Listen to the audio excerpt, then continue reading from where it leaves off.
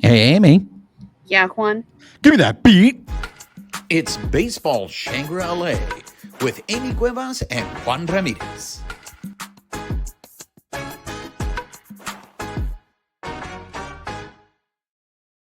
What's up, party people? Geez, Amie Cuevas. I am Juan Ramirez. You are listening or watching Baseball Shangri-La. If you are listening to us on the audio portion of the show, please make sure you're subscribed to the podcast.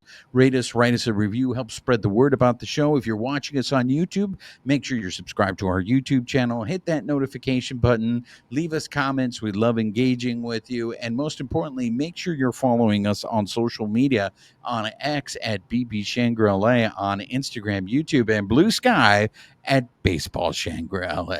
Amie, I'm back in the studio, keeping our fingers crossed that the power situation has been resolved. I want to thank our listeners, viewers, for being very patient with what we had to deal with last week. I know you guys aren't fans of when I have to call into our show, but sometimes there's a plot twist in life, and we have to go ahead and adjust. So Hey, uh, we at least showed up for the show. We could have canceled. that's true. We showed up. Amy, how are you?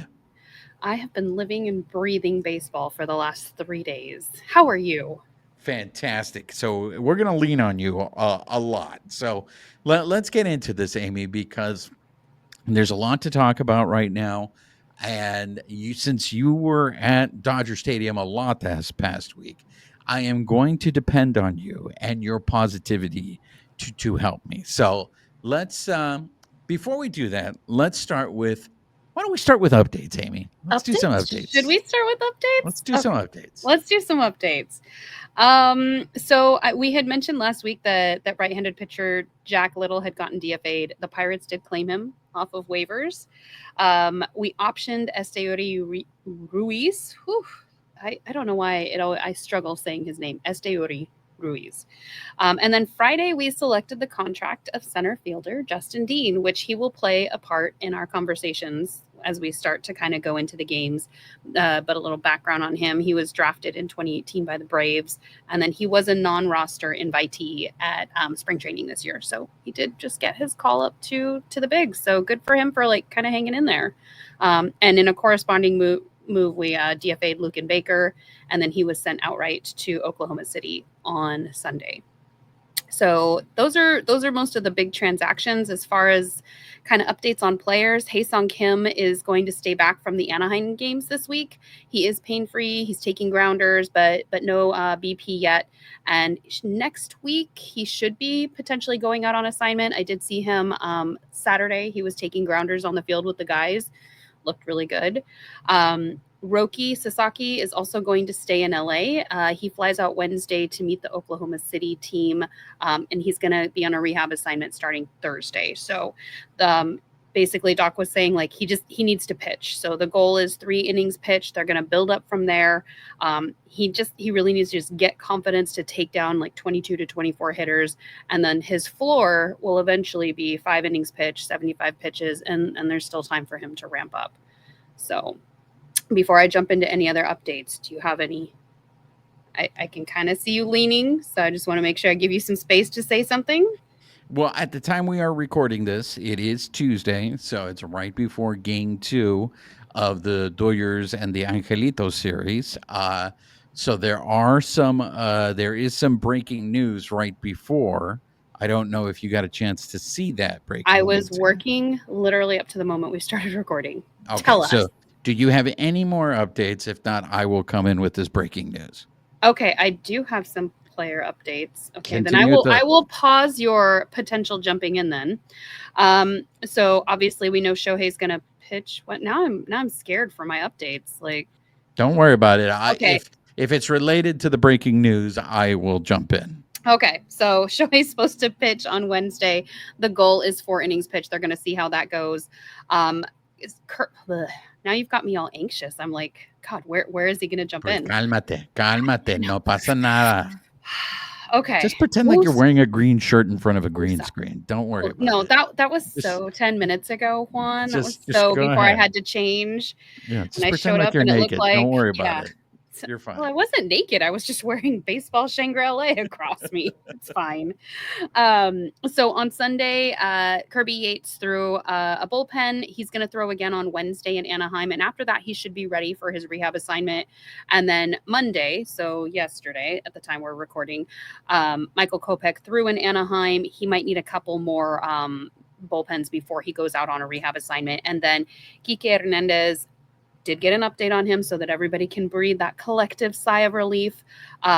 So he is beginning to ramp up. He's pain-free. He has started up with baseball activities. He's been playing catch, taking grounders, and we're optimistically looking at September 1st for a return. I did also see him out on Saturday with the guys on the field taking grounders before the game. Looked really good, just kind of like what we saw with Max Muncy before he ramped up and then got reactivated. So hoping that he has a smooth and healthy transition to coming back. So those are all of my updates outside of the rotations. Just going to be the next couple turns. It's going to be, excuse me, as is. So what is your breaking news?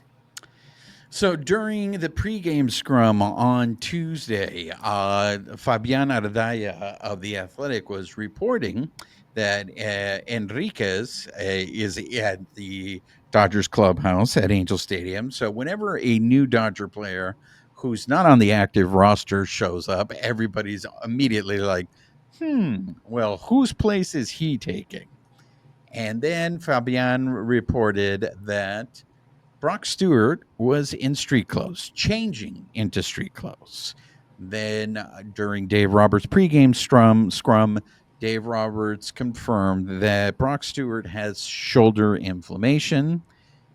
They are hoping that Dave Roberts' words were, they think they caught it early enough.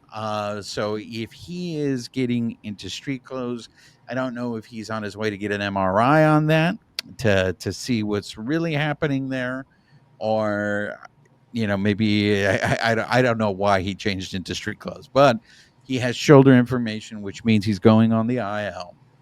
And that's probably the last thing the Dodgers wanted to go ahead and hear, because that was their big trade acquisition, was Brock Stewart. He was supposed to help the bullpen, especially on the right side. And that's the last thing that the Dodgers wanted. So, Amie, I wanted to start off the show with this because, as I said, you are the reina of positivity, and there were a lot of, I hope that our viewers or listeners who reached out to me and in a panic. I don't know if panic is the right word. They are obviously very frustrated, coming to the point where it's coming off as almost a little bit of anger with what's happening with the team. And I Anger? get it. Yeah, and so that's why I wanted to get your opinion on this. So the Dodgers ended up going 3-3 on this homestand. I don't think there's any other way of looking at it. I think losing 2 out of 3 to the Cardinals was disappointing, especially the way they lost that last game of that series. They win that game. They win both series at home. They go 4-2. What's so crazy, and I think this is a microcosm of what's going on with this team. They could have easily have gone 5-1 on this homestand. And if they did that, I wonder But they didn't. exactly. So I'm wondering if they would have gone 5-1, would the reaction have been the same as what's going on right now? So this is what I'm getting, Amie. I don't know if you're getting the same thing from people reaching out to you, but everybody's reaching out to me saying, Juan, what's wrong with the Dodgers? What's going on with this Dodger team? I think we've talked about it. We've harped on it all season. This team is not healthy. They've had to deal with injuries. And I think every Dodger fan was waiting. They're going to put it together. They're going to put it together, and they're going to go on those famous runs that they've been going on in the summer, the last few seasons. And that run is not coming. So, Amie, are you hearing that? What are you seeing with the Dodgers? I mean, obviously, it's not what anybody wants, but at the same time, like this is the team that we have. So the people that reach out to me are I guess they get a little more of a that's baseball. Like there's not much we can do about it. Like it really is just trying to focus on the positive things, which that's how I approach the whole game. So this is where we all fan a little differently. Would I want to be winning? Would the people who reach out to me want to be winning? Absolutely. But I mean, this is just what's happening. And so we're going to get to the story later, but I was listening to some of the other games around the MLB this weekend because there was some big stuff happening. And listening to their broadcast, I think this is where we get to be very regional and we don't have maybe that bigger perspective where they were talking about the Braves team and how like people were waiting for them to put it together. And, you hate when your lineup isn't all hitting at once, but you kind of wait for at least like 4 or 5 guys to get it together so you can kind of go forward and you're putting hits together. So they're going through the same thing that the Dodgers are going through. So it's a baseball issue because you aren't going to have everybody firing on all cylinders at once. I think Dodgers fans are just spoiled in that we do usually have that happen. So it's a stark contrast right now that it isn't. And the sad fact is this team it's not at full health. And so nobody is more aware of where they are at and where they want to be than this team. These players know. I mean, we were talking about it last week before the game, but Monday night going into that, the crowd did stand up and cheer for Mookie Betts. So despite where everybody fell on the spectrum of we shouldn't have to plan this cheer, they did cheer for him. He felt that. I don't know that it made a huge difference, but he felt it. So I mean, in the grand scheme of things, there's nothing anybody can do. So I don't know. Getting upset about it, looking for somebody to blame when there's just that's the part I don't understand. And maybe you can help me understand that. What does blaming do for anybody? Like, if you find your scapegoat in here, what is blaming? Does it make you feel better? Like, and this is where I thought you were going to take your victory lap because clearly the standing ovation for Mookie, yes, it didn't help that night. But if you take away that Monday night, that first game against the Cardinals, the rest of the homestand, Mookie hit over 400. well, So I stand corrected. You guys were right. That's all Mookie needed to save his season. Even though Mookie's words, ladies and gentlemen, was there is no saving this season for me. This season is going to be bad. So, again, these are Mookie's words, guys. This is not me. This is Mookie saying that even, if he gets into the Hall of Fame, people will look at this season and say, what the hell happened to Mookie? But look, he also I don't got believe sick in at the beginning of the season. It's not like he went into this season and it was just like, man, he's just not performing at all. Like he's had some big obstacles to overcome. It wasn't just like, oh, he lost like 5 pounds and now he has to adjust. He lost like 20 plus pounds. He fractured his toe. Like there are things that are at work here that can tweak somebody's mechanics. Like you always say, you could tweak or you could overcompensate, and that's going to change things drastically. So I think the fact that he is starting to perform a little bit better, whether it's a combination of finding something in his mechanics, support from fans instead of people just nitpicking and tearing him apart, like like they all want to play better. I don't know about you. When I'm having a bad day at work or I feel like I could have done something better, I'm going to be the person who tears myself down the most. I don't need my boss to say it. I don't need my coworkers to say it. I know, and I'm going to work to fix it. But these things take time. You can't just magically snap your finger and, oh, yep, it's better. So it's time. It's interesting that you say that. In the end, I don't think we're ever going to really know what was wrong with Mookie this season because if we did, he would have fixed it.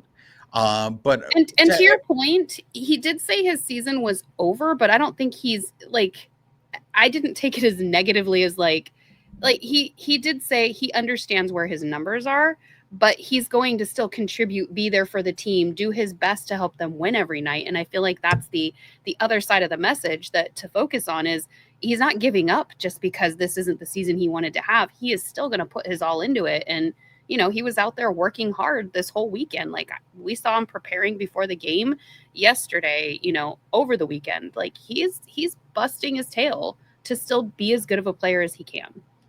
Absolutely. And two things can be true at the same time. He could have his worst season in Major League Baseball, but he could also do something in the postseason to help this team win a World Series. And at the end, that's going to mean more to him than the numbers that he put up this season. And it is But about the name on the front, not always the name on the back, even though eventually, yes, he does want to be a Hall of Famer.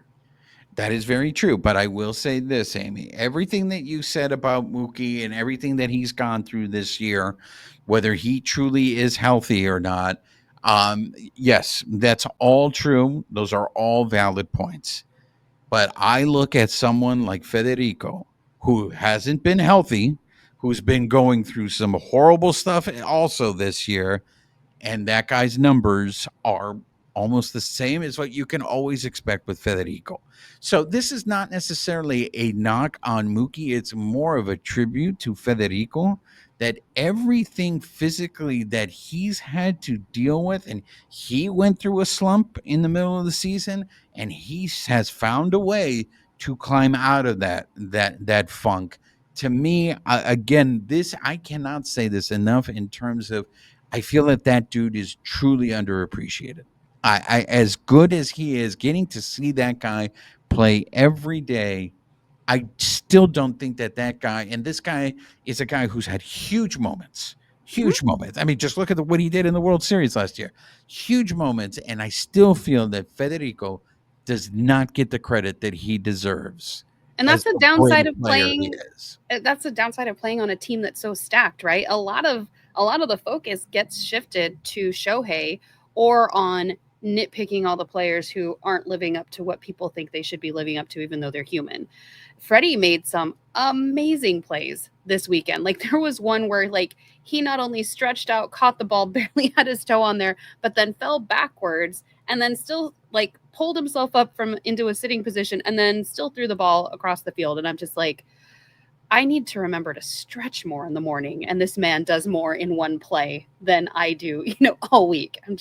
I am astounded by his athletic prowess. Like he is amazing. Let's continue on the positive train, and this goes out to a loyal listener viewer, David Wants a Taco, who was in Los Angeles this past week, and He he had to got get his Roki Sasaki bobblehead. and he is the president of the Max Muncy Club, and Mhm. this is where we're giving our, well, at least I'm giving my flotas this week to Max Muncy, who I believe it was me. I can't attribute this. I don't remember who on social media put this out there, but they basically said since he put on the glasses, Max Muncy has been, if not the best, but one of the top hitters in all of Major League Baseball. Now, if you guys remember, I mean, I'm old enough to remember the beginning of the season when Max Muncy just did not look like he had it. You were just kind of, well, is this really the end? Because this was the guy who had the thoughts. He admitted about maybe retiring, that the injuries of the game really just take a mental toll on you. And he's like, do I want to keep doing this? And then he starts off the season the way he does. And it's just like, well, is my body just betraying me? Has Father Time caught up with me? Can I no longer just play this game? And then he gets the Clark Kent glasses and he turns into Superman, and he comes back from his knee injury, and right now he's the hottest bat in this lineup. He's the guy that you want to see, at the plate with runners in scoring position. And I just want to tip my hat to David Watsutako, who has been telling us all the time, keep the faith in Max Muncy. Max Muncy will pull through. And so Max Muncy, he gets flores from me. All right. I mean I'll bandwagon on that. I think I've never I don't doubt the guy. Like he is amazing. Like we talked about it last time. Like he's usually his strikeout to walk to getting on base rate. Like I mean he is phenomenal as when he can see, in his at bats. So Look, drink. I will say this. I am doing my best to be positive, but I am letting everybody know there's that saying, tell the fat lady she's in on five. Well, tell the Prince of Darkness he's in on five. I'm Oh, going to get all my positivity out before I come out with you with some truth bombs. Uh, Another group that I are you want to are do. you about to get emotional on us? Is that No, what's but gonna happen? I do have some emotion that I want to bring up to your attention. But before that, I'm trying to. Everything is beautiful. Everything is fantastic. Another set of flores that I want to give out to is to the starters. The Dodgers starting rotation now, ever since like Blake Snell has come back and Tyler Glasnow has come back, the starters have looked really good in this stretch. And you can hope they keep this up. You hope they stay healthy, because I think that will pay huge dividends. Amy, you've said this before. Not all aspects of the game click at all times. Right now, the starting pitching seems to be clicking. So you hope that by the end of the season, all three will be clicking. But I We just could want to get give some offensive, like if we can get some runs in place, exactly. that would be amazing. And we did Tuesday night, Hello Kitty night. Can I just say I don't usually go. I went with friends, and oh my god, I will not be going next year. But that Was this your first Hello Kitty night experience? oh yeah, I usually avoid it like the plague. I Okay. don't go. Um, but I mean, at least while I was there, we were treated to like a pretty good game. We won that game 12-6. Like there was some good baseball being played. Granted, most of it was long ball, but still, it was it was some pretty impressive stuff before the next day's game where we didn't quite pull it out. Hey, there's what's the term? Disney adults.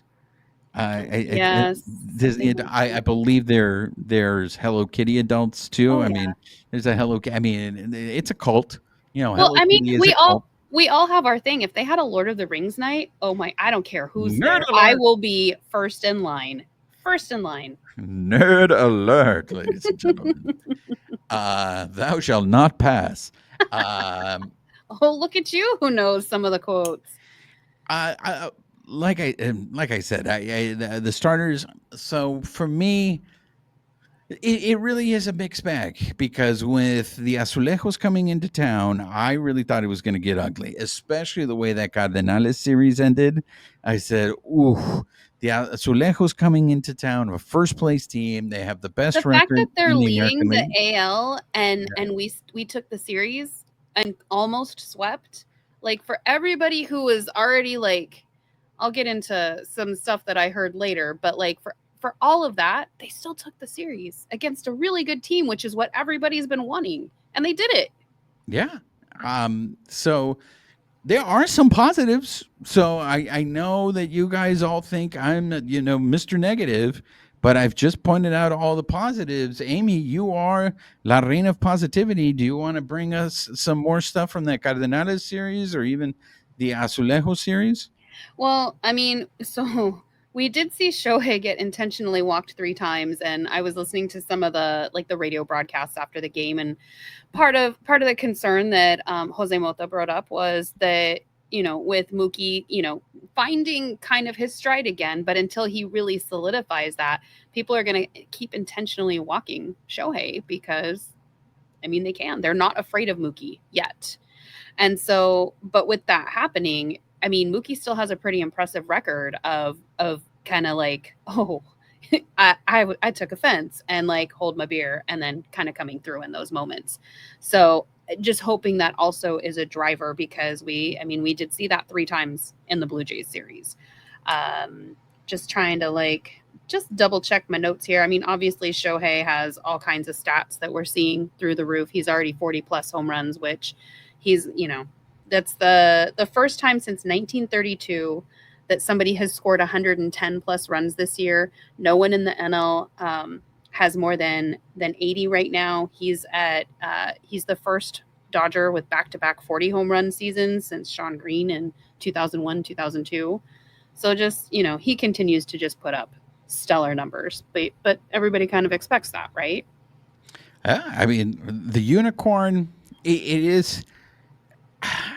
It's fascinating because we're going to get into this a little later on when the Prince of Darkness shows up.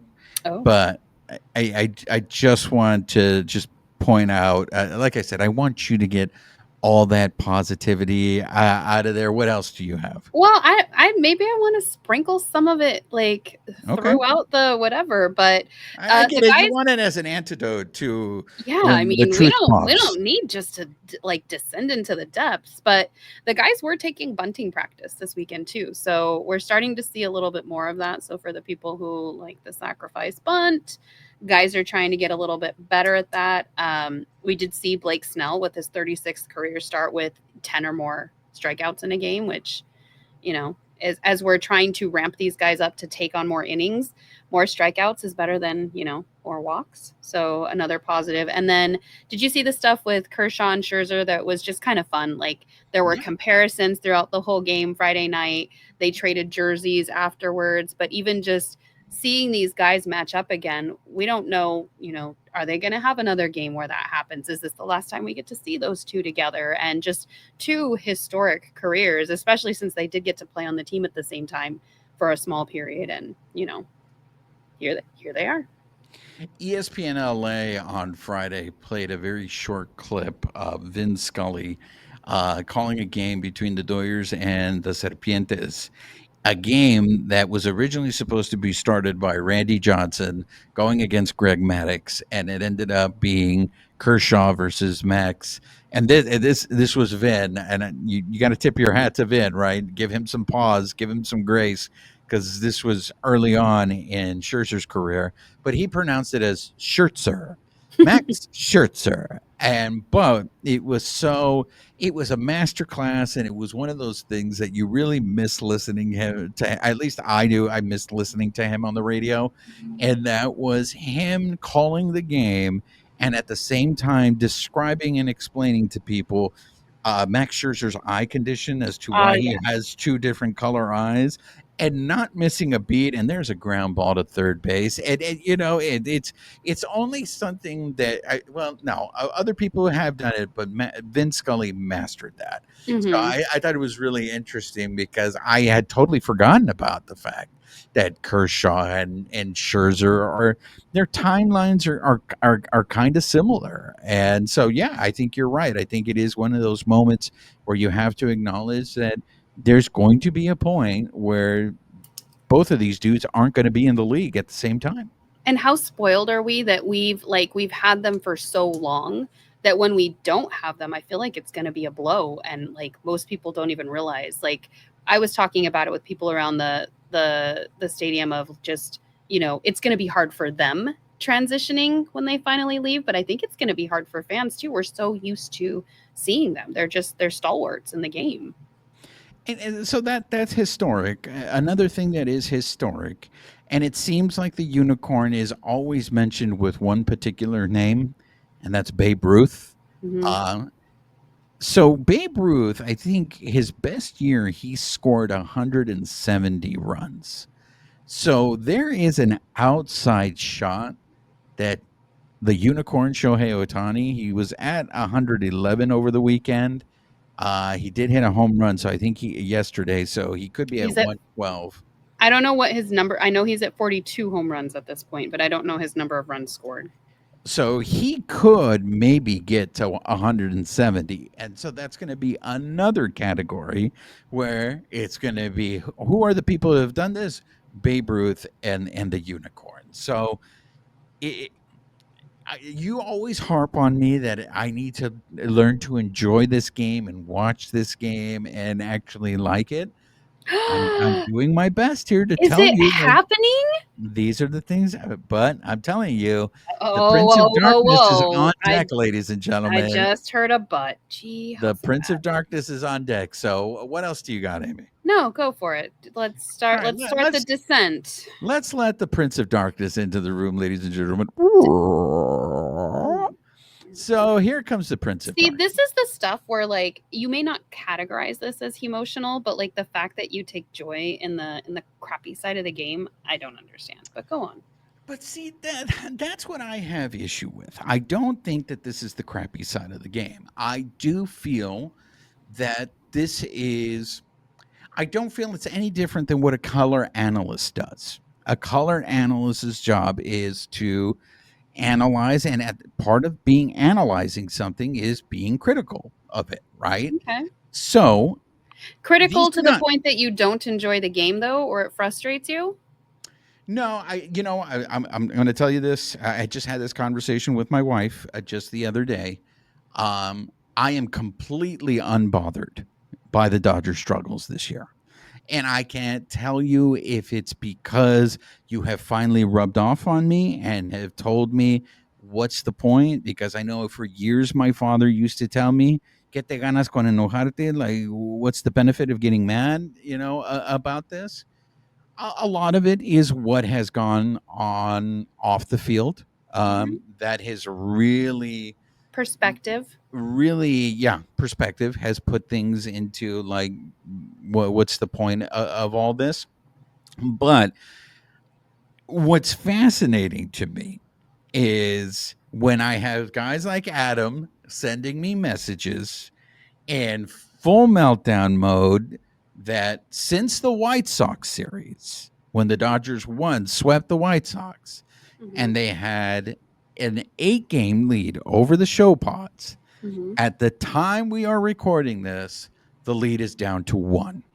So that's a lot of the messages, and this is why I said it was panic, but I don't think that's an appropriate name. A lot of people are freaking out that the Dodgers have a 1-game lead. They have a series coming up with the show pods this weekend, so that there is a good chance that come that series, the start of that series, the Dodgers may no longer be in first place because the Angels really seem to have their number this year. Or they still may have that slight lead over the show pods. But so there is this constant, Juan, what's wrong with these guys? What's wrong with these guys? And Amie, this is where I sit there and I say, with all you guys that are waiting for them to put it together, that they're going to put it together and they're going to come through, that everybody's finally going to get healthy. And when they do get healthy, they're going to go on this run. I will say this. Maybe that's who this team is. What we are seeing now, because it is now the middle of August, this is who this team is. And I want to get your opinion on this, Amie. The team that's been leading the NL West all year?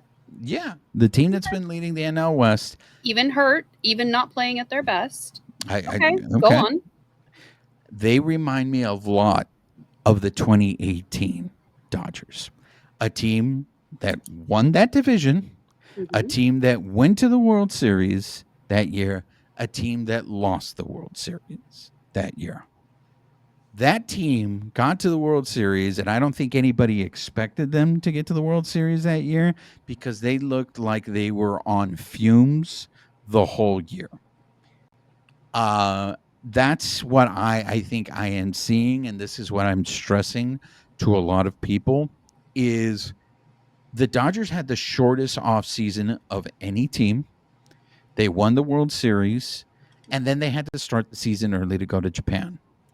A lot of those players put their bodies on the line in that postseason. They look tired to me. I don't think we can underestimate. This is something that you don't factor when you go into a season, and that is underperformance. Everybody assumes they're going to do the same thing that they've done on their baseball card every year. And when they don't perform when people have expectations. Well, but that's why Andrew Friedman didn't make big trades, right? His expectation is the guys I signed in the offseason are going to play well these last 2 months of the season, and I'm banking on that. That is Andrew Friedman's expectation, and that's why he didn't make trades. Okay, we got that. I mean, whether we won't know whether he was right or wrong with his expectations until the end of the season, but that's what's happening right now. And so what I find really fascinating, and this is where I wanted to bring you your emotion. I don't think you got the emotion because you were covering the game on Sunday. But once again, If anybody heard the radio broadcast on Sunday with Steven Nelson, Oh no, I'm sorry. I was listening to the post game, but go on. Tell me more. the post game, I turned it off right before the post game, but I'm sure there was a lot of emotion on Sunday's post game. But once again, the way Steven Nelson was calling that the eighth inning when Blake Trinan gave up the 2 home runs, it was this frustration of okay, in one sense, I understand, guys, you're frustrated because you're fans and you want to see the Dodgers win. And Steven Nelson has his style of broadcasting is that of a fan. But at the same time, I, I think we have to be honest with ourselves in terms of what we're seeing. And what we're seeing is for months now, this team has been playing mediocre baseball. That's why they went from having an 8-game lead and it's down to 1. And that's what I'm just saying is maybe this team is who they are. And it's not just me. Amie, I find it extremely fascinating that Dave Roberts has decided to call out the unicorn on 2 different occasions this past weekend. And there were guys, Matt, I got your message, Matt. He's like, why is he calling out Shohei and he's not calling out other players? I will say this. What he called Shohei out on, I don't think Dave Roberts is wrong. And here are the 2 things that he called him out on. The stolen base attempt in the 6th inning at third base, Dave Roberts was not happy about. And look, we all know Dave Roberts is a player's manager. He's always going to be up there defending his guys. So that caught my attention when he says that. Then he called Shohei out again in that same Sunday game for the strikeout when the Dodgers once again had the bases loaded. They had the bases loaded 3 times in that Sunday game against the Azulejos, and they didn't score. And he called him out for his approach. Not that he struck out. It was the approach that he swung at a pitch that was outside of the strike zone that he lunged with. And Dave Roberts' words were, you have to be looking at the center of the plate there. You have to be looking to make contact there. And that's when Amie's voice pops into my head. Small ball. You mean small ball? You mean making, productive outs, moving runners over when it's a 1-run game? And that's what you need in order to win the game. So what's the problem with him saying that? Was any of it untrue? That's why I'm saying it was true.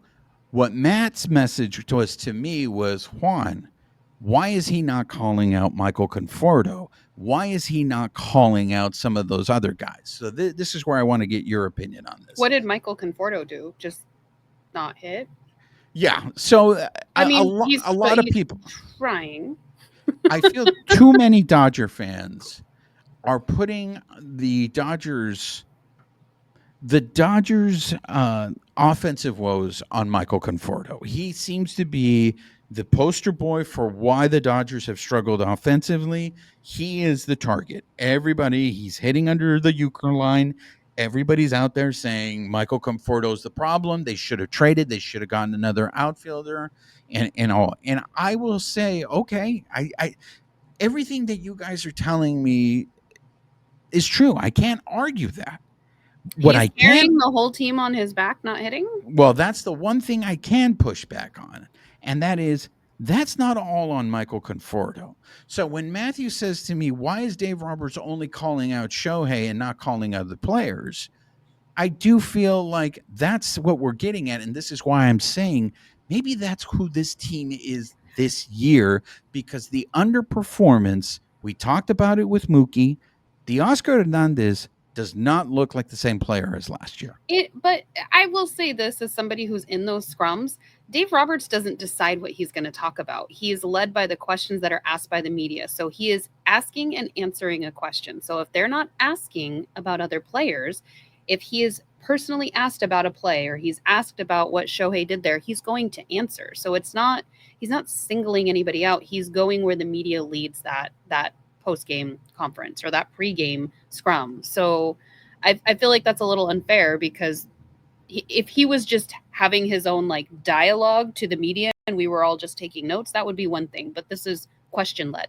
So I see your point, but we've also both been in that pre-green scrum where we've seen Dave Roberts pull punches, where sure. he has himself bit his tongue or So you want him changed to the- just list all the negative stuff he think like okay. No, no. Everybody's gonna have a different opinion on it, but like somebody asked him a question and he answered it. So No, but I think what Matt's question to me is making me realize something that I have been saying for months, but everybody ignores me, and that is bad habits. When I said, "Hey guys, the team is establishing bad habits, and it is Dave Roberts' job to prevent those bad habits," because there gets a point when a habit becomes a habit, you can't change it. And what you're seeing here with unproductive outs, when you're having bad at bats, when you're not moving over. I mean, we're still talking about how the defense is costing them runs in games. That has not been cleaned up. And I think when you have Dave Roberts doing that, calling certain players out, I don't have a problem with it, Amy. I appreciate that. I love seeing that honesty from Dave Roberts in that sense. But I've also am seeing a frustration on Dave Roberts' part that for the most part, I think he's been very good at keeping that in check, keeping that in control the past years when the team has been going bad. But I feel like when you see Dave Roberts make those comments, I think it's not a matter. I don't believe that Dave Roberts is not addressing these things. I think Dave Roberts is addressing these things, and these things are still happening. And that's, I think, what's frustrating Dave Roberts about. We've talked about this. You guys are professionals. This is what you should be doing. Why is this still happening?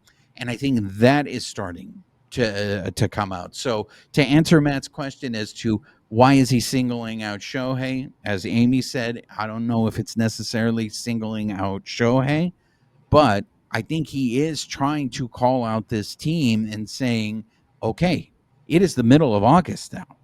If we're not going to fix this, this is who we are, and sooner or later it is going to catch up with us. I don't necessarily seeing it as him calling it out. I think he has always been an honest manager. I think while he is a player's manager, he's pretty fair with media in giving them information.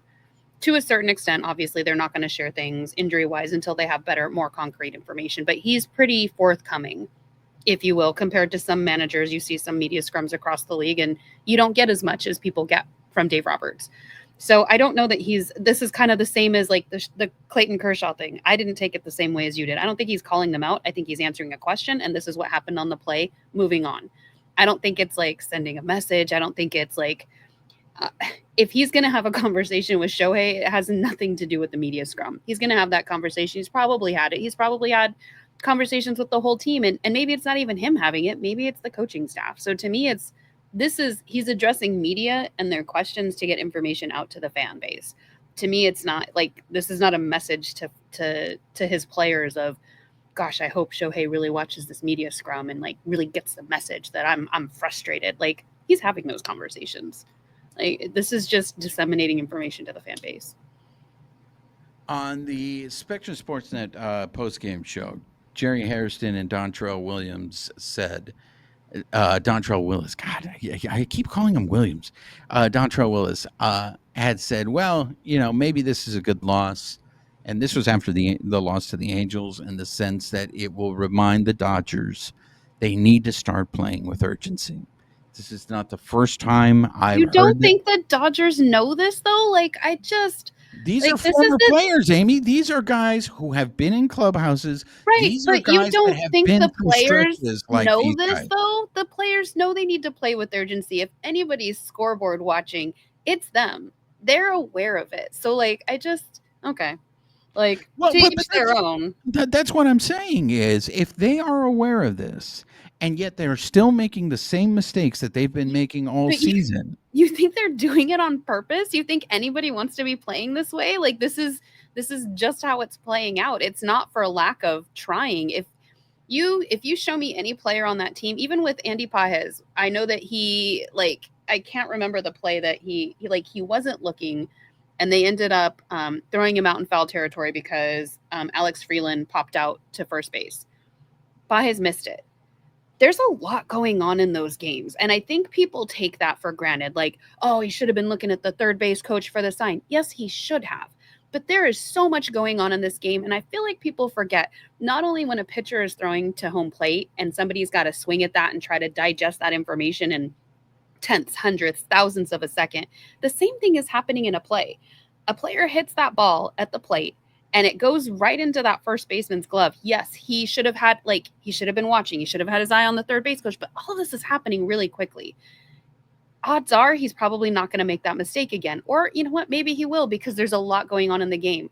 There are so many factors that we don't know what goes on behind the scene. We don't know if he was having a bad day. We don't know if he wasn't feeling well. We don't know if he just messed up and made a mistake. It's going to happen. They're human. They are not superhuman, even though everybody expects that. And so this is the stuff where I'm just like, okay, like, if you want to hold these guys to a standard and be mad at them or be mad at the way that they play, this again is how we're never going to agree on how to watch the game. Because to me, I listened to the 570 Dave Vassay's show after the game. I think it was Sunday. And the nitpickiness of people calling in just astounds me. Like, people are literally looking for someone, something, some play to blame. They just lost the game. Like, move on. You can't go back in time and fix it. So if somebody finds, like, yes, this was the thing that ruined the game, does it make you feel better now? Can you go on with your day? It's not going to win the game. Like, this is the part of the game I do not understand. I will not understand. We just watch sports differently. I don't think it's a lack of effort. I really So don't. then what are we nitpicking? What we're not, I'm not nitpicking. Not you. Sorry, it's not directed at you, but like, this is just listening to the don't take it. collective social media, the radio, like all of this stuff. Like, I just don't like, what do people want? Like, yes, we want to win. These guys want to win too. Like, I don't take it as nitpicking. What I'm trying to tell everybody, the viewers and the listeners, are that this is who this team is.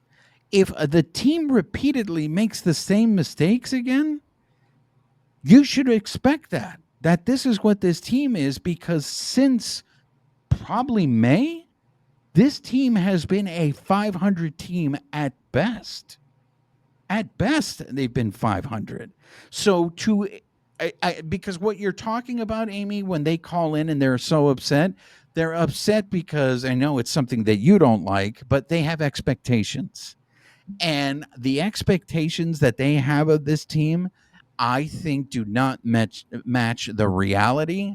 And what the reality is, no matter whatever the reason may be, whether it be underperformance, whether it be injuries, this team is a 500 team that has been playing 500 for months now. But where's the empathy for them? And this is where, like, put yourself in their shoes. If people were doing this to you at work, in your life, nitpicking every little detail, how would you feel? Like, this is the part I don't understand. Like, it feels like there's not a lot of empathy amongst pieces of the fan base. Like, you are so bothered that they're not winning that you would rather pick pieces apart than just find things to support, find the positive, and then hope they, like, put it together and hope for the best outcome for the season. I just don't understand it. You are applying logic to something that is illogical, and that right. is it's emotional. Fanaticism. Yeah. Well, and it's emotional, which is ironic because women are not really welcomed or wanted in the fan base. And one of the many things that we get called is hysterical, emotional. Pick a word. And the way that the fan base acts on a regular basis, logic, not illogical, whatever, makes me want to laugh, because I'm just like, really? Not only are we not welcomed in here, but you are acting worse than, like, come on. Like, this is like throwing a tantrum. Like, let's be better. Let's be better fans. And I'm a fanatic. We all fan differently, but are you enjoying your experience? I mean, honestly, not you, but the collective you. Are you enjoying your experience this way? And I think the Athletic wrote a very interesting piece just recently talking because they they framed it in a way that this is a problem that Major League Baseball has, and I don't know that it's necessarily just to Major League Baseball. I think this is probably a problem that all of society has, and that is stalking. There are certain major leaguers that are being stalked. Not only that, but there are people that their houses are being broken into that are major leaguers. And a lot of it, I think, can be tied into having a social media presence and they can track them through that. But you have people that, and look, I'm not a psychologist, so I'm not going to sit here and try to explain it. Are we about to pull in Wesley Snipes and Robert De Niro? How do you care? How do you care? Hey, Bobby Rayburn, ladies and gentlemen. Um, but you have a group, and this is again, this is why that's what the word fanatic means. But you have a group of people, and I used to be like this, and I became aware of it, and it kind of disturbed me, and that's why I made a very conscious effort to try to stop that, and that is my mood I found was really dependent on whether the Dodgers won or lost. And if they won, I was in a good mood.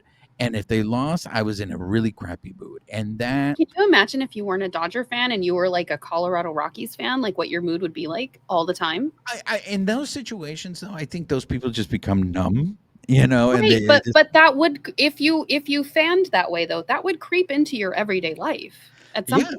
So that's why I think those people who take the time to call into Dodger Talk, who wait on hold for hours, and that is maybe because they just don't have anything else in their life, or like you have said, it's a different level, but It's a you choice. Let's you be look clear, it is a choice. you look at baseball brings you a certain amount of joy, and that's why you seek it. I think there are a group of fans out there that have that same, joy from watching the team win. And when they don't win, Oh my god. that's when they just like they don't know how to function. Like they really don't know how to function. But that's And not healthy. no, I know. Be- I I'm know. not sorry, again, I'm not talking at you. But like that's not a healthy mindset in that it's not realistic that they're going to win a majority of the games. And some teams, some years, this is going to happen. And if oh man, who knew we were turning this into a mental health episode? But just But like I look at you and see the progress that you have made because I did know you when this did impact your mood and you have been a lot different this year and yeah. you are fanning a little differently. You still have your way that you like to watch that's a little different than mine and that's fine. But has it how has it been a little different for you this year? It seems like a little better. No, it has been very different, Amy, and I think you hit it right on the head. I think perspective, and maybe that's what's missing with other people that are calling into Dodger Talk or are going on social media and attacking players, and that's what's missing is they don't have perspective. Which I will Uh, never understand because we should be supporting these guys. These are our guys. Like these are who we ride or die for. well, and that's when people went ahead and like let's give you know a lot of people will attribute, the standing ovation that Mookie got. But if you listen to Mookie praised his wife. Mookie Mhm. said it was his wife Oh, who he didn't every say that day it was was there.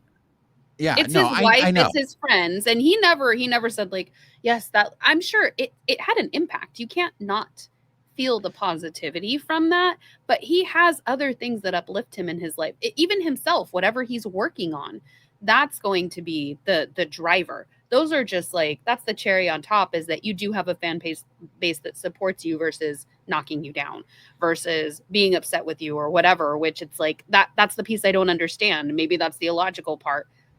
This is the team we picked to support. These are our guys. Like we should be uplifting them. Yes, a post is nice from Dave Vasse reminding people or people just coming together and supporting him and cheering in the stadium a little more naturally. That's great, but we should be doing that. This is our team. Like to me that's a no-brainer. Did you see what happened at the end of the Yankee game on Sunday? I did not. So the Yankees are going through it. If you've seen or watched any of John Boy, there's You a lot mean of you mean some of these teams are struggling this year? there's a lot of emotion going on over there on John Boy. But you know, the Yankees lost again, and at the end of the game, the few remaining fans in that stadium booed the Yankees. And Wow. Why? I don't think it's a coincidence that the two teams that played the longest last year, the Dodgers and the Yankees, and the Yankees also have a lot of injuries that they've had to deal with, and they're dealing with some underperformance on their team as well. And they have a very passionate fan base, Yeah, but the same way passionate, as the Dodgers. that's I don't that's a bad excuse for being passionate. Like if you're booing your team, what again and again, I say empathy, put yourself in their shoes. You're having a bad day at work and you want somebody to come in and boo you? You want your team to be like, "Wow, you suck." Like, what? That how is that supporting your team? I just got too many messages this week where a part of it, I was kind of concerned for these people. Like how you tell how Bill Plunkett replies and says, "Get help." I didn't do that to these people, but I am concerned at the number of Dodger fans, and that's why I'm also just kind of. Are you guys just like blinded by it, or is it just now that I have this newfound, perspective that I'm able to see? Hey, you know what? This is who this team is this year. Again, the 2021 team. There was a part of me was thinking, oh, maybe they might be able to pull it off. Maybe they might win on the World Series. But by the time they got the Bravos in that series, they were on fumes. Like Max Scherzer couldn't pitch anymore. Walker Buehler had to pitch on short notice. They had lost Max Muncy due to injury right before that. I I was mean, at that game. It was brutal. yeah, there's a lot, and sometimes you just have to call it what it is. You just got to look at it like and there's still a month and a half left in the season. So But so that we don't go down this road every single episode, I just like well, no, because I feel like we're also beating a dead horse. Like I don't know what to say to people. If you want to make yourself miserable fanning this way, have fun. Uh, I don't know what to tell you because I don't see the game that way. I don't know what you're gonna do with your newfound perspective. Like we can't solve the problems for you. The Dodgers are doing their best. So like I don't know what people want. Like if a team could play better and win the World Series every year, don't you think they would want that? Like don't you think that's what they're aiming for? Like they still want to get in there, whether it's taking the National League again or God forbid you have to get in on a wild card. But don't you think that's what they want to? look, this is where I take the words of the poet Rocky Balboa when he solved the Cold War. If if I can change, you can change. We can all change. So I am that perfect example of guys. I used to be like you. I used to, really take it to heart. And I got to tell you, my life is so much better. And again, one of our listeners, our viewers, I give her credit for turning my season around. Karmic retribution, ladies and gentlemen. That has been a key to my whenever the Dodgers lose, I just say the words karmic retribution to myself and everything is fine. I'm no longer angry. I no longer feel a sadness or an emptiness. I go about my life. So maybe try that, guys. Try that. Try Or get saying a really good karmic retribution and see if that helps. or get a really good like sports therapist and go talk through, your perspective. Maybe it'll shift, maybe it won't, but I don't like if you want to be miserable, this is not the show for you. I don't know. Like Amie is not going to allow this. Amie is well, not going I to just allow this to I like happen. I feel for anybody who feels that way about sports. Like I don't want anybody to be miserable about this. Like I don't like this is our sport. We choose this. Like I want everybody to enjoy this because like I mean, other sports, yeah, you have like X amount of games for football, right? The NBA, hockey. We are one of the ones that gets the most. Like 162 games plus whatever we get in the postseason. Don't you want to enjoy most of those games? They coincide with the rest of our life. Like, let's enjoy it. Let's do a palate cleanser. That's what this show is about. This show is about the human nature of these players, the humanity of it, and just being able to talk baseball. Let's end with a couple of palate cleansers, okay? We're going to get all these bad jujus out of there. Will Smith hosts his comedy night. I believe this is the second time he's done this. And for those of you that are unfamiliar with this, Will Smith has a foundation. So this is not in any ways related to the Dodgers. This is Will Smith's own foundation. So he uses this as a fundraiser. And what he does is he goes out there and he will do some stand-up comedy. He's the opener, so to speak. He'll come out there, does some stand-up comedy, and then he gets some professional comics to come out and they do the rest of the show. And what's great is the rest of the team comes out to support Will Smith, and they, make contributions to his fund, his foundation. It's all meant to have a good time, it's for a good cause, to raise funds. And it also, with the team, it's team bonding, it's that camaraderie. Amie, if I would have told you that there is a guy on the Dodgers that has his own foundation and as a fundraiser, he's going to do stand-up comedy, how far down the list would you have to go to say Will Smith is that guy? See, this is what I hear a lot, and I just feel like he has a lot in him. We just don't see it, especially as media. But I feel like he's probably a pretty funny guy.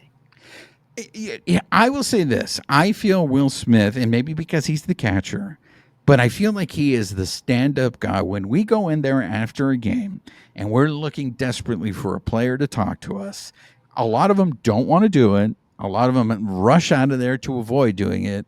Will Smith is always the guy. Oh, you guys want to talk to me? And he'll do it. He will talk to the media. I don't think I've ever seen him say no. I've never seen him say no.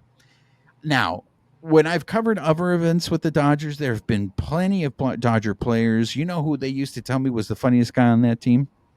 Wasn't it Austin Barnes? Yeah, Austin Barnes.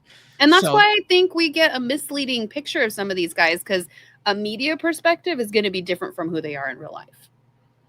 So that's why if you would have told me Austin Barnes is doing the stand-up comedy night, okay, I see that, because all the players tell me, oh, dude, that guy is the funniest guy. He has like a really surprising sense of humor.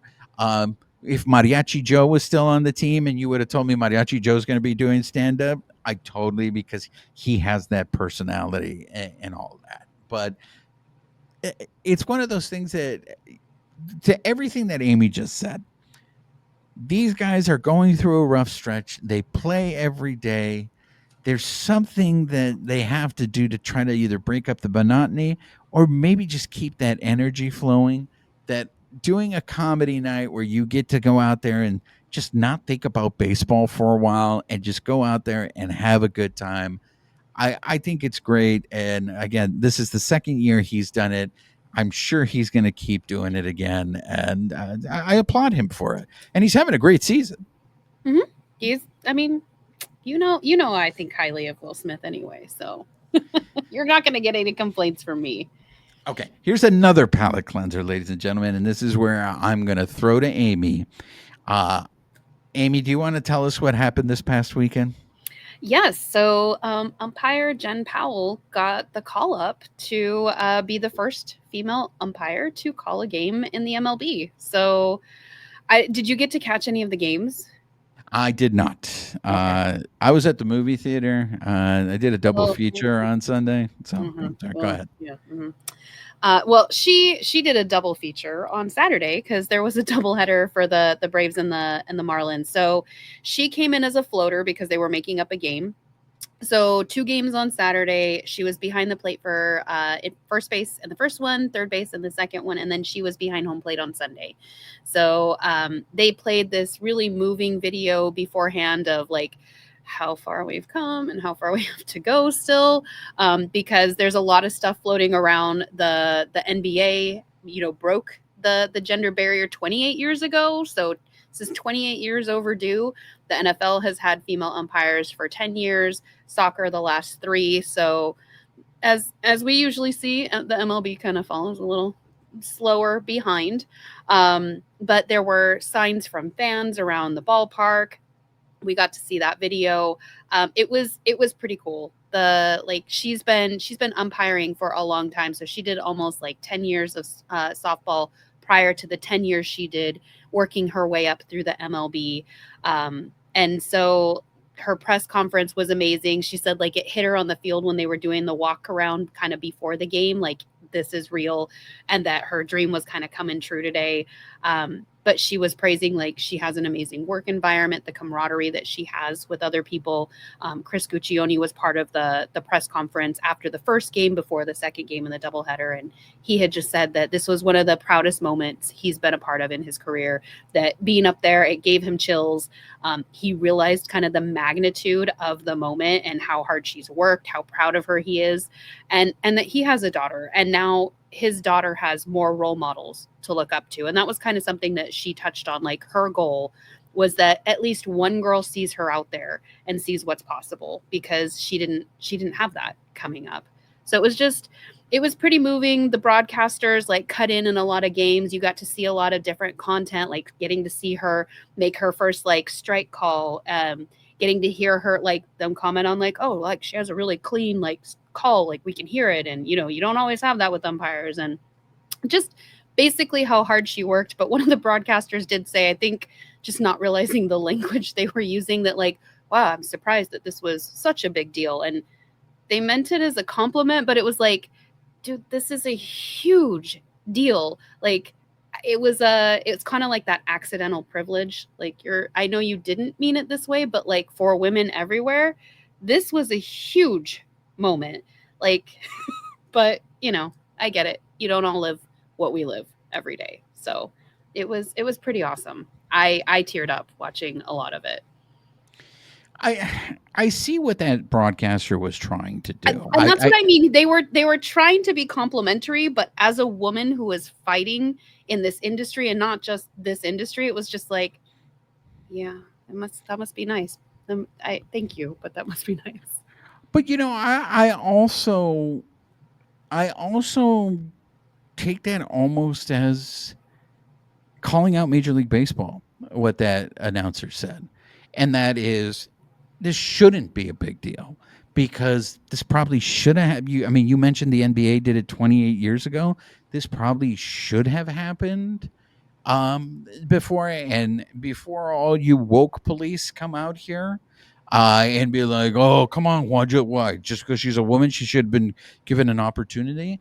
No. But I've always said this, the most important thing is visibility. Once you see something, and if you see someone who looks like you and they show you something in your mind, I can do that. Why can I do that? Because that person did it. And if you were never given, I find it very fascinating, because if you look at the history of Major League Baseball, this was the sport that broke the color barrier. This was the sport that had foreign players playing into it. I feel that as the sport continues to grow, it's almost gotten more conservative, like in the sense that it is not willing. And I don't know that it is taking a chance on her, because she was doing it for 10 years. Like, she put in the work. Nobody can sit there and say that she was given a free pass.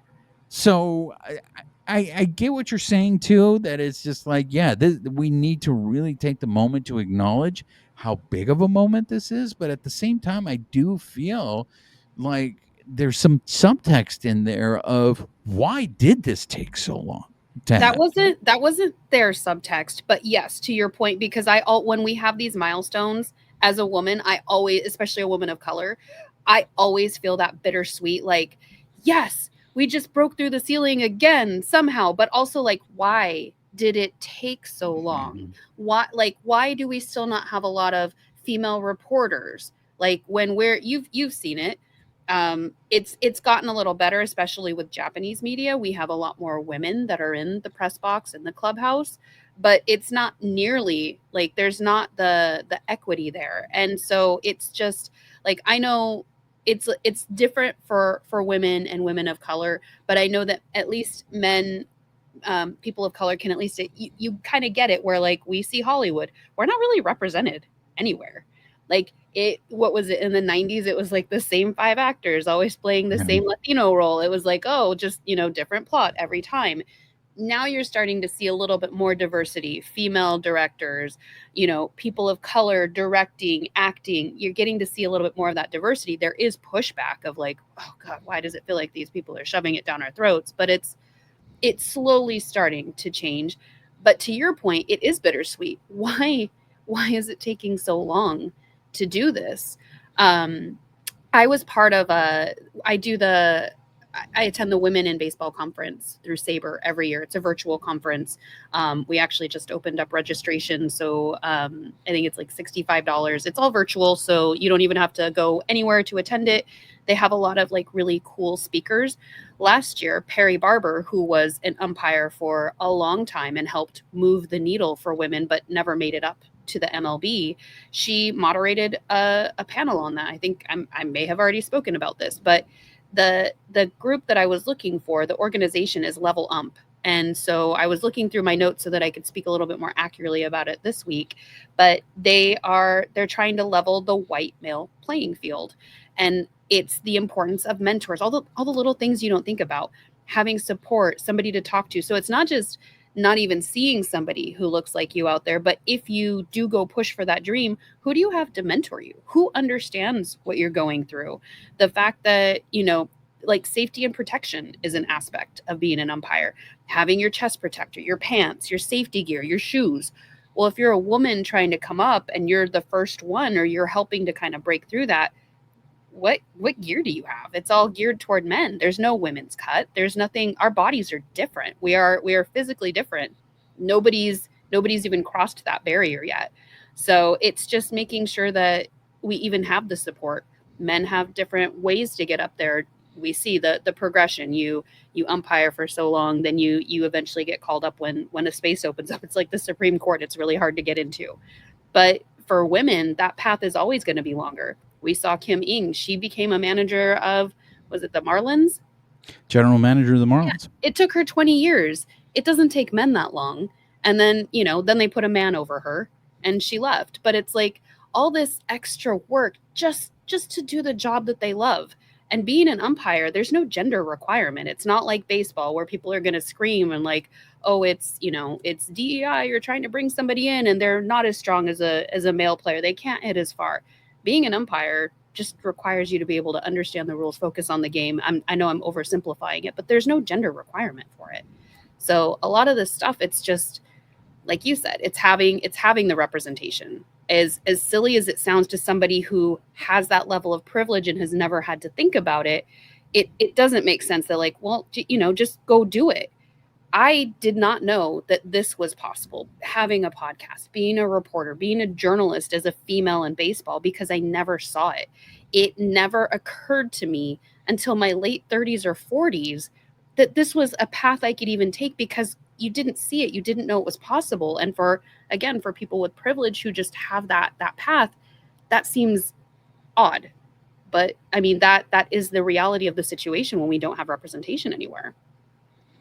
Absolutely, spot on there, partner. I think it was a big moment for Major League Baseball, and I hope, in the sense of what that broadcaster says, I hope we see more of that, to the point where it's no longer a big deal. It's it's acceptable, like seeing female referees on an NBA court. It's no longer like what. It's commonplace now. I will say this. They did a really good job, especially because I know people will call her out. Her first call was a call. It was a ball outside of the strike zone, and she called it a strike. But before the game even started, they made a point of showing the heat map of where she usually made her calls. So you knew kind of where she would be calling. And they were like, as long as she's consistent with that strike zone, that's the important thing. So when the game started and the first call was a ball and you saw the strike and it was like, oh God, social media is going to eat her alive for this. They made a really good point of consistently saying throughout the game, hey, that heat map, she has been spot on with every call she's making in her zone. So until the MLB has like different rules for how they're going to hold people accountable for that, at least they did a good job of illustrating that so that, there wouldn't necessarily be as much blowback. I think that's something, especially for umpires, any gender. I think that would be cool to see before the game, because maybe you would have more empathy for some of those guys calling the game before we get ABS. Like, okay, well, what does their heat map look like? Where do they tend to call the ball? Where is their strike zone? Then you might understand it a little bit better. Any major leaguer you interview, they always seem to say the same thing, and that is just be consistent. Be consistent with the strike zone. That's what they want. It's the inconsistency that drives them crazy. So, I just think the minute television started putting that strike zone box on there, it made the problems even worse. Because now everybody's just focused on that box, and they're not taking into the account the eye level. Oral Hershiser said the other day that even from the replay box, what television uses, that the dimensions of the strike zone are wrong. That the strike zone, the top of the strike zone, is too high on there, and so we're just focused on that box. So if it's in the box, it needs to be a strike. If it's outside of the box, it's a ball. And how can you not see it when I can clearly see it at home? Right. Well, I will say it was amazing to see all of the support for her, especially as each milestone came up. The first strike, her first mound visit. Like, you don't really ever hear cheering for a mound visit, but you heard like cheering in the stadium. They would focus on the little girls in the ballpark because we are in the stadium. There were even like people brought signs. So, and that's kind of what prompted that initial discussion about being surprised about what a big deal it was. People outside with signs. There was even, they focused on one woman, her little girls were with her, and she was like, you could see her tearing up at the start of the game. And it's like, I knew exactly how she felt. Like, I was at home getting ready to go to the stadium, and I'm in, getting ready, and I'm like tearing up, like, God, I don't need to be crying right now. But it was just, it was such a beautiful moment. And the bravery that it takes, especially knowing, there are going to be people who rip her apart, but like, she still went through, she did the best that she could. And like, just, it was beautiful to watch all the games. So if you have like the MLB TV app, you can always go back and rewatch games. I recommend like catching some of those. You may not be a Braves or a Marlins fan, but just seeing they did put stuff in throughout each of the games so that you got some of that filler about her background and what she was doing. See, we ended on positive. We did two palate cleansing stories there, Tad. Yeah, so, you can see I'm excited. I get red when I like get really happy about things. So, anything else before we wrap things up, Amie? I don't think so. It's been a busy week. I need sleep, but there's still more baseball to be had. So, forgive me if I'm a little off today. Exactly. There's 2 more games against the Angelitos. Will the Dodgers at least be able to win one game against the Angelitos this season, actually, because they got swept at Dodger Stadium. And then at the end of the week, a big series. So if you think the panic is bad right now, who knows what it's going to be like come this weekend when the show pods come to Dodger Stadium. Just breathe, guys. Just breathe. So that's going to do it for this episode. Thank you once again for the power staying on the whole time here in the studio. I think it's fantastic that I didn't have to go out into the parking lot. For those of you that have been listening to us on the audio portion of the show, please make sure you're subscribed to the podcast, rate us, write us a review, help spread the word about the show. If you're watching us on YouTube, make sure you're subscribed to our YouTube channel. Hit that notification button, give us a thumbs up, leave us your comments. We love engaging with you. And most importantly, make sure you're following us on social media on X at BB Shangri-La, on Instagram, YouTube, and Bluesky at Baseball Shangri-La. She is Amie Cuevas. I'm Juan Ramirez. Nos despedimos con un beso. Amie, say goodbye to the people. Goodbye, people.